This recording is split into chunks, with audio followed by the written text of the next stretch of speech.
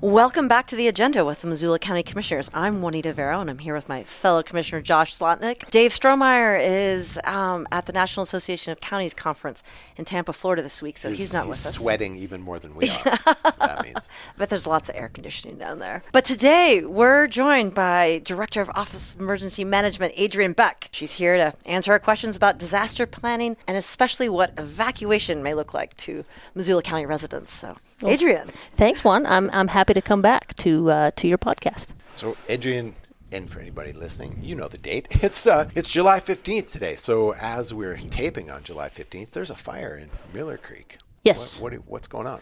Indeed. We were notified of a new fire start yesterday, the 14th, in the evening. The column was very visible from town. It was difficult to determine kind of which drainage it is in. If you've looked at the topography up there, it's kind of a spider web of different drainages. But it's very near where the former fire that was there and the Plant Creek fire about a couple weeks ago. Currently, we do have a lot of resources on it. A complex incident management team has been ordered. These are the large national teams that come in to help the forest and help local government amass resources to put out the fire. So does that mean folks from afar are coming to join local people? Correct. Yep. But last night, the fire was estimated to be at about 500 acres. Don't have an update as of right now. But as we get into what we call the burn period, where we get to the hotter, drier, windier conditions, as you can see out your window, the fire is getting active. So do you have any specific concerns about this fire? Anytime that we have a fire that becomes that established that quickly adjacent to our communities and infrastructure where people are, that always amps up the complexity and makes it much more of a concern for us. I oftentimes say,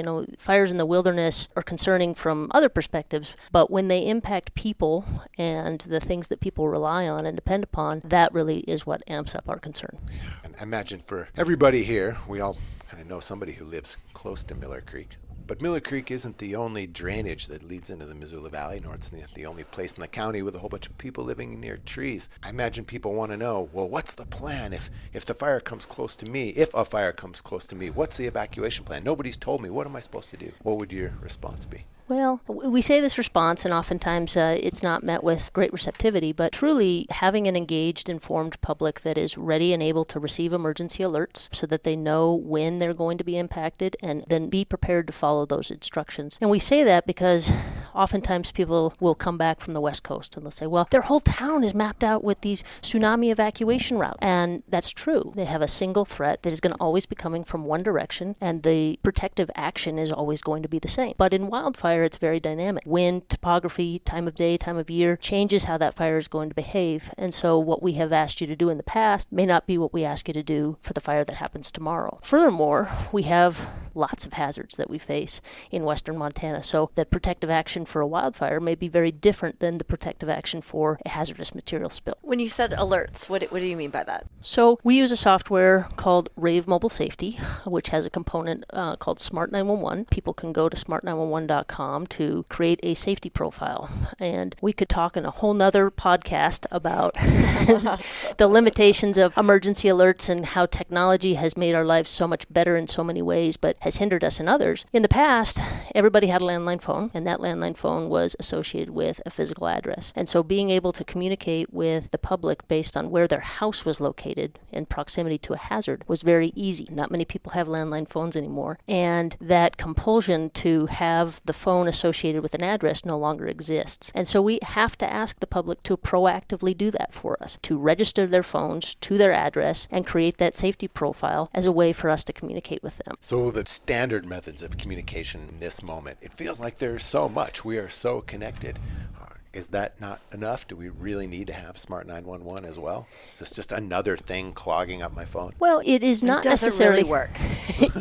Yes, it does really work. And there are really kind of three thresholds of alerts that we can send. And it's all based on the amount of inconvenience that we're willing to kind of push on to that end user. So we have low-level alerts for a traffic collision on Reserve Street that's going to bind up traffic for an hour. We're not forcing that onto anyone's phone. Even if you opt in, you probably aren't going to get it. It just it goes out just to make people aware, but we're not disrupting people with that. A Smart 911 alert is a geo-targeted alert that you've told us that you want to receive based on where your house is. And so the level of disruption is minimal, but it is relevant. It is relevant to your home and your particular situation. The highest level of alert that we have, if anybody's received an Amber Alert, for example, that comes through the wireless emergency alerts, through the Integrated Public Alerts and Warning System, which is controlled by Department of Homeland Security. We have the authority to send those types of alerts. You don't have to opt into those types of alerts. But the threshold of kind of that level of disruption that we're willing to kind of force onto people's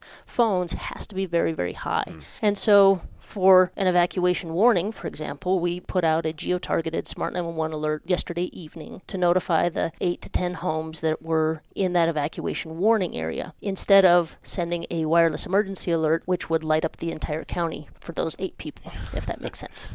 That does make sense. So for those 8 folks, will sheriff's deputies go to their door and knock on the door as well? That is the best case scenario, and that's something that we always aim to be able to do. Being able to have that whites of the eyes conversation with someone to ensure that they receive the message, they understand the message, is always our goal. But some of these incidents evolve very, very quickly, and being able to guarantee that that is going to happen is just something that we can't do. So people may receive and understand the message. Should they act? What can we, say more about that? So we've worked over the years with this sheriff as well as previous sheriffs and statewide with the Montana Sheriffs and Peace Officers Association to standardize kind of the language that we use in an attempt to be as concise, but also to ensure that people understand what we're asking them to do. And so we use a 2-stage evacuation system, whereas if we have time and something's happening, we want you to be aware of it, want you to know that things could change, we're going to issue an evacuation warning. Typically that's done out of an abundance of caution for the situations that exist at that time. And it's really to put people on notice so that they can start thinking about, hopefully they thought about it before, but let's be honest, so they can start thinking about, if I have to evacuate, what do I need to take with me? Where am I going to go? Where am I going to stay? What important documents should I gather? How am I going to communicate with my kids who maybe are at summer camp and this is happening in the middle of the day? So that they can start thinking about some of those types of things. It does not mean that you can't evacuate at that point in time. It just means we're putting you on notice that this is a possibility. That should be followed then with an evacuation order if the conditions kind of continue to deteriorate or becomes a public safety issue where an evacuation order is warranted. And that is us saying it is not safe for you to stay here anymore. We're asking you to leave. We always want, and I say want, we always want to do that in a 2-staged approach where we give people a warning and then we say, okay, now it's time to go and here's your order. Sometimes the conditions just don't allow us that luxury, and sometimes we will have from a know-nothing fire to all of a sudden it is an evacuation order. When was the last time there was such an order? During last summer, there was a fire. The name escapes me, but it was down in Lolo. It was on a red flag day, which is a very hazardous weather condition where we had low relative humidities, high temperatures, and high winds. A fire started in very flashy fuel, so like grass, so it moves very fast, and there was no time to issue warnings. It was get out of the way now. And how did it go? Everyone got out. Evacuations are always chaotic. Our hope and our goal is to make them as seamless as possible and as orderly as possible. And we don't, and I say we, I'm talking about the larger we, which is the incident commanders, the law enforcement, emergency management, kind of collectively making these decisions. They're not made lightly. Pulling people out of their homes, out of their safe areas, and asking them just to uproot and go someplace else in the middle of a chaotic situation is not ideal. And it's not something that we take lightly. What do people do with livestock in that kind of a situation? And pets. Right? These are the things that, when we talk about what's the plan for evacuation, it's be prepared to receive emergency alerts and follow directions. But more than that, it's thinking about what you're susceptible to based on where you live and kind of pre-gaming out your own evacuation based on your unique circumstances. If you have 20 cats, if you have dogs and horses and cats and all of the other things, chickens, thinking about, well, what do I do with those types of animals? Are they going to come with me? Am I going to cut the fence and just let them kind of escape the fire on their own? We see the whole host of those options being deployed. But to your specific question, in 2017, when we had some significant evacuation areas around the Rice Ridge fire in the Seeley Lake area, there was a lot of cattle questions. And we were able to work with our non-governmental agencies and kind of our COADs, our community organizations active in disaster, and work out an agreement with Paws Up, who said, yep, you can bring cattle here, we'll keep them segregated. And so those are the types of community relationships and neighbors helping neighbors that really paid dividends in these kinds of situations. We also work very closely with animal control to ensure that if we do open up a shelter, if we do have people that have needs for their pets in an emergency, that we can find those resources. So all of us are familiar with these signs you often see at trailheads where there's an arrow.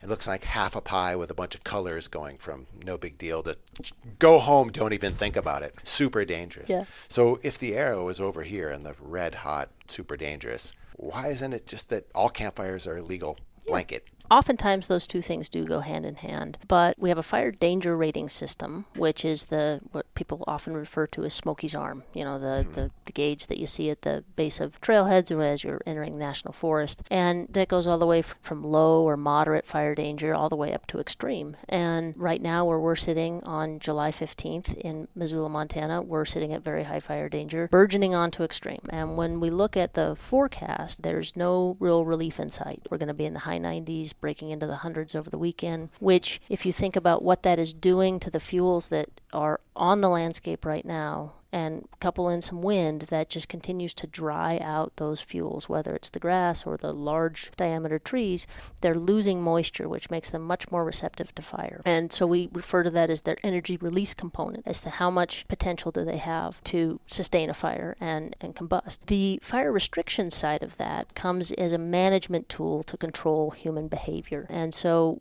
we have two restrictions levels. There's stage 1 restrictions, which normally means no campfires unless in designated areas. And then stage 2 restrictions restrict that human activity even further, in that there are no campfires, period, but then it also restricts some of the activities that can occur off-road and the hours with which some kind of common forestry activities can occur. So no chainsawing between certain hours just because of the risk of a spark igniting those fuels. Restrictions are typically deployed when we have a preponderance of human-caused fires and where we need the human to change their behavior.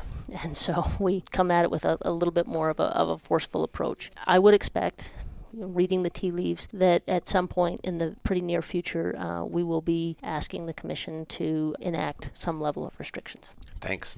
So listening to this conversation, we would think that you worked for the Office of Fire Management, but fire isn't the only one. We got floods for sure, but other things as well. What all else does OEM prepare for?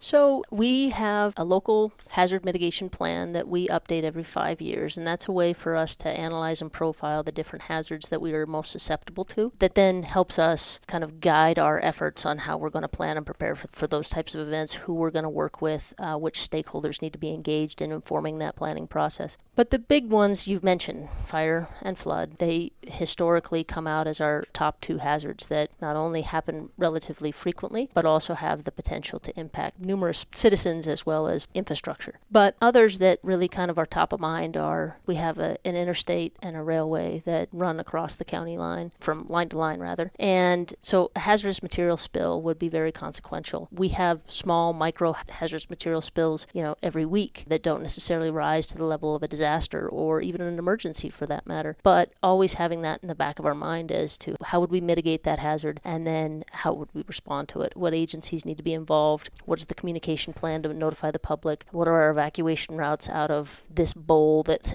can be very hazardous from an air quality perspective? How do you practice? We do lots of what we call tabletop exercises or workshops, and then just regular functional exercises, which involve, making up sometimes a very wild scenario, which is not necessarily to test the individual components of that movie script necessarily, but it's designed to test all of the different components and all of the different players and the different roles that they play. And really, at the end of the day, it's about making sure that everybody understands what their role is, what resources they bring to the table, and how we integrate and collaboratively work together amongst different agencies, different jurisdictions to solve the problem. And then bringing it down to a closer level, how do you have this conversation with your family? Like, what's your evacuation plan or strategy? Like, you have young children. Like, how do you talk about this? Yeah.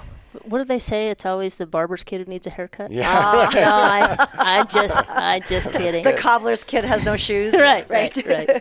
No, it's very real, and we talk about who are the neighbors in our neighborhood that we know and trust. That if for whatever reason we become separated in event or in an emergency, these are the trusted people that we expect our 8-year-old to go to, and we've had those conversations not only with our 8-year-old but with those trusted neighbors, just so they know. But also having having a communications plan as to, if we don't check in at the time when we normally would check in, who's the next one that you're going to call, and do you have those numbers, and making sure that we can close those loops to make sure everybody's okay. And our evacuation plan is relatively simple. We'll follow those directions as they're provided from those officials that know what they're talking about. But to that point, we've made a conscious decision to live in an area where that is less likely. So if you had some general emergency advice for people who live in Missoula County, what would it be? This seems like it should be just an easy question that just rolls off my tongue because we talk about it all the time. But, really, I think for us the challenge is conveying the message of what people should be not necessarily worried about, but what they should be paying attention to, and being able to convey that in a way that resonates with them. And so being able to communicate with the vast sector of our county, whether you're, a rural resident up in Condon, or you live downtown and you're a university student, and finding a way to communicate in a way that message resonates, that there are things that you should be thinking about, there are things that you should be prepared for, and they're not all the same. And really helping people to individualize that risk so that when we think about an evacuation, and I oftentimes will get up in front of a public meeting after we've already evacuated people, or sometimes before, and say, think about where you would go if you were evacuated, because my plan for you is a cot on a gym floor, right? And that may not be an acceptable plan for you, but I get to check my box that I've provided you with shelter. And so thinking about, is that acceptable? Do I have my own plan A, my own plan B, and maybe Adriane's plan for me is like D if everything else fails. But really helping people get the tools to start having those dinner table conversations with their family about, well, let's start asking some what ifs, because the more what ifs you ask on a blue sky day, the easier things unfold when the gray skies come in. Do you guys account for tourists? In fact, I'm thinking of where people are staying in Airbnbs, or today I sat outside in the shade and did some work out there, and I just couldn't help but notice the people who were walking by, multiple people speaking European languages, people who you could tell would ordinarily be at work but were most definitely not at work, and wondering out loud about what was around the corner or where they should go next. We have a lot of tourists in our county today. Mm-hmm. How does that fit into your planning? Absolutely. Fire is the convenient kind of example here in that we have a lot of preparedness and prevention fire professionals that is their job, is to try to figure out how to communicate the risk in real time, because it evolves over the summer, so that those individuals that are coming to visit our community from a foreign country or from a different neighboring county, that they can individualize that risk to them and what they plan to do. But reaching them is always a challenge. Technology is our friend in many ways. So, there's kind of a robust network of public information campaigns that go out around fire danger and around fire prevention in places that aren't necessarily designed to reach your average everyday 365 Missoula County resident. They are geared towards reaching those individuals that may only be here for a week and have never been here before. And how we do that across all risk is still, a puzzle that we're trying to solve. When we talk about emergency alerts, in the event of a situation, whether it's a wildfire or hazardous material spill or anything that poses that immediate risk to life, health, and safety, we will use that integrated public alerts and warning system to issue those wireless emergency alerts. I'm trying not to use the acronyms that go with all this. Thanks. Because that does reach those people that maybe don't even know what Smart 911 is, don't need to know what Smart 911 is. They're only here for 3 days, but they may happen to be here in a 3-day period where something really bad happens, and we need to be able to get that message to them to take protective action for themselves. And so the way that wireless emergency alerts work is that if you are within kind of that alert notification area, which is determined by which cell phone tower your phone is pinging off of, they would receive that alert. But that, telling people that something bad is happening right now is obviously not as good as being able to help them prepare for it. What's in a classic go bag, speaking of preparedness? It really does need to be individualized to you. And so, there's some things that are just obvious that you would want to think about as important papers and documentation that if they're in your house and you couldn't access your house, you would have to have them. Or if that your house was no longer there, that you would want to have those. So some of your insurance policies, important numbers. Nowadays, there's lots of ways to make those available on your phone or electronically available to you so that you don't have to have a physical copy. Prescription medication. If you have a prescription for medicine, you definitely want to take that with you, with the knowledge that you might not be able to access your house for a couple days, heaven forbid, a couple weeks. And so thinking through, what am I going to need for the things that I use every single day that are attached to this house? How could I replicate that outside of not being able to access that house? Great. Thanks. What's in your go bag, Slotnick? Yeah, that go bag. Haven't put that bugger together yet. There are lots of good resources on our website where people can get a little bit more information about how to kind of personalize their go bags, especially if you have kids, pets, some additional items to think about, so that make sure that everyone in your household is as comfortable as they can be in kind of those chaotic times. So given all the questions we've been asking, what have we forgotten to ask? What else should we have asked you? Well, I don't know. You've covered kind of the gamut of all of the things that we like to talk about, and really just trying to have a, across the table conversation with members of our community in a non-scary way to try to really help people make good plans for themselves, but also to give them the space and permission to be proactive about their emergency planning and kind of take the stigma away from being a prepper with a bunker. It really is about just those simple things of just having some what-if conversations with your family. And best way to inform kind of, we're not going to talk about like, what if, the meteor falls on our house tomorrow, right? I mean, we try to make these realistic based on the hazards that you face. And so reading that local hazard mitigation plan is a good way for people to kind of understand where risk exists in our landscape based on where they live and where they recreate and what they do, but also to pay attention to those changing conditions, that what you would have done to go camping with your family 3 weeks ago should look different than what you do to go camping with your family this weekend. Yep. That's really good. Okay, to change gears, because we're at the end. Anything you run across in the world of culture you feel like is worthy of relating? Anything that can be from a podcast, a book, a movie, a conversation with someone, a nugget of wisdom you've stumbled into? Oh, man, I don't know that it's a nugget of wisdom, but I've read a really great book with my daughter and my 3 youngest nieces just 2 weeks ago. Nice. And then they found the movie. But it was called My Father's Dragon, and it was this book about this kid who's telling the story that obviously his father had told him, but in this very cute, fun way about just the most unimaginable things you can think of. And it was just really fun to watch 7, 8, and a 9-year-old really just lap it up. And yeah, it's those fun moments where you can kind of make those books come alive. Oh, great. Now I want to look. I also want to know what's on your nightstand reading. It's the summer, so, mindless murder mysteries. Those are That's great. fantastic. I think the last time we talked about this, you were reading something about nuclear disaster. I was. How to deal with it. This is a little lighter. This is a little lighter. It is the summer, and so we like to keep it a little light, and it stays light longer. So. Just a little nuclear disaster. Be prepared. Get your go bags. Thank you, Adriane. Thanks you. so much, Adriane. Actually, I want to yeah. say one other thing. So I've had the pleasure of working with you for a handful of years, and you inspire so much confidence in this area. Every time we talk. Ditto. we're in I'm good so hands. glad we are well- in such good hands. Well, thank you so much. And that really is largely due to having a truly amazing team, not only with our kind of frontline 911 dispatchers, but as well as all of the other folks that work in the emergency management side, 365. They're rock stars, and they make my job easy. Thank you. Thank you. Thank you. Thanks all. Thanks for listening to The Agenda. If you enjoy these conversations, it would mean a lot if you'd rate and review the show on whichever podcast app you use. And if you know a friend who would like to keep up with what's happening in local government, be sure to recommend this podcast to them. The Agenda with the Missoula County Commissioners is made possible with support from Missoula Community Access Television, better known as MCAT, and our staff in the Missoula County Communications Division. If you have a question or a topic you'd like us to discuss on a future episode, email it to communications@missoulacounty.us. To find out other ways to stay up to date with what's happening in Missoula County, go to missoula.co/county updates. Thanks for listening.